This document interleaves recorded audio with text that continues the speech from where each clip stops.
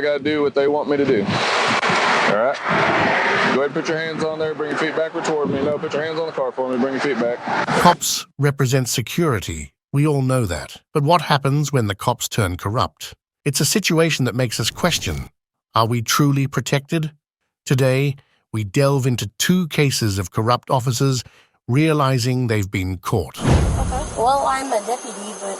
Well, that's why I'm asking. Do you have any weapons on you? I live right there. First up, meet Michael Kyle Dunn from Boone, Arkansas. He thought he could sneak around, but his wild driving caught a fellow cop's eye. Swerving near the edge, he got pulled over. Mistake. The officer saw the danger and suspicion in Michael's driving. No second thoughts. Time to stop him. What happened next marked the beginning of the end for Michael Dunn. So, there they are, officer and Michael Kyle Dunn, pulled over on the side of the road. The officer smelled something alcoholic, and without hesitation, he asked Michael to step out of his vehicle. It was time for sobriety tests, standard procedure, or so they thought. Vehicle? Yeah. Okay. So you're a deputy? I'm the chief deputy. You're the chief? Okay. Well, so you know better. I've had some bad times. Okay. Well, I understand that. But, I mean, you know we can't be out driving if we've been drinking. Yeah. And, I caught you coming back onto the highway back there. You almost hit a sign and then followed you for a little while, and you touched the yellow line twice, touched the white line twice, okay? Okay. Michael stumbled a bit as he got out of his car, his balance shaky. The officer had a gut feeling that something was not right, but they continued with the tests, thinking it'd be a straightforward process. Times had changed, and Michael realized he was in deep trouble. The old tricks weren't working anymore, and he knew it. No, it's not. We've got cameras, we've got everything else.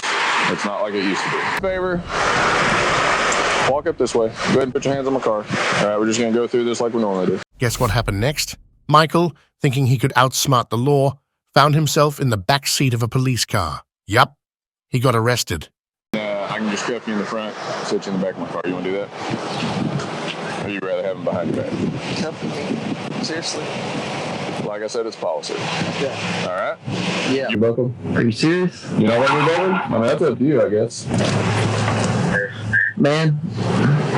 It's not my fault. Don't look at me like it. No, it's my fault. Okay. Now let's talk consequences. Michael Dunn's refusal to take a breath test resulted in a $800 fine. Also, he had to resign from his position as chief deputy and was handed a 1-year prison sentence. This case serves as a stark reminder that corruption within law enforcement doesn't go unpunished. Now let's unravel the story of the second shady cop, Deputy Sheriff Shelby Elise Caniglio. This one's even worse. On May 17th, 2022, nighttime on the highway. Shelby was driving like she had a deadline, zooming at 56 miles per hour in a 40 miles per hour zone.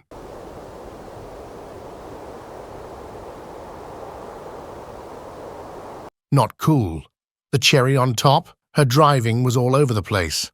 A watchful cop thought, time to pull her over. I'm a Pinellas County deputy. Okay. And my driver's license, please. Huh? I'm a Pinellas County deputy. Okay. Do you have your license registration? After pulling her over, the officer approached Shelby and requested her ID. But what she said next is unexpected. Do you have any weapons on you? No. Okay. Well, I'm a deputy, but... Well, that's why I'm asking. Do you have any weapons on you? I live right there. Okay. I would normally, but... Do you have some kind of ID or anything on you? My ID is not here, but I'm a Pinellas County deputy. Okay. Do you have some kind of ID? Shelby knew she didn't have her driver's license with her, so she quickly played her trump card, revealing her position as a county deputy, hoping for a get-out-of-jail-free card. But little did she realize how badly this move would backfire in the end. After being asked multiple times for any form of ID, Shelby Elise Caniglio finally pulls out her driver's license. But guess what? No work license to be found. Now here's the kicker. Without that work license, everything she's been saying is hanging in the air. Is she telling the truth, Or is it all a web of lies? Let's find out. As the first officer was doing the ID and license plate stuff, another officer, a guy this time, came up to Elise. They started chatting. Right then and there, it became crystal clear. Elise was definitely under the influence of something. Things took a turn for Shelby Elise Coniglio when she was asked to step out of her car for more questions. It was at this moment that the reality of her dire situation hit her like a ton of bricks. Now, it's totally up to you, but I would suggest taking your shoes off. Probably be a lot more comfortable, but it's your decision.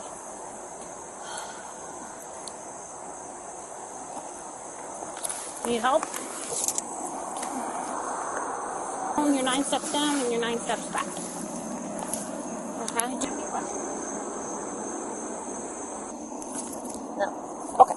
You may begin. 1, 2, 3, 4, 5, 6, 7, 8, 9, 3. 10 4, 10 6. After a bunch of chaos, Now, if you thought she would just surrender without a fuss, think again. Brace yourself for a surprising twist when you see how she responds to the officer's request for a sobriety test, old complaint session, because Shelby Elise Coniglio failed miserably at all the sobriety tests the officer threw at her. Then they ask one more question. How drunk is she? But she refuses to answer no cooperation, no mercy. Eventually, she got arrested and her sky-high blood alcohol content of 0.206% revealed. The outcome? She got fired the very next day.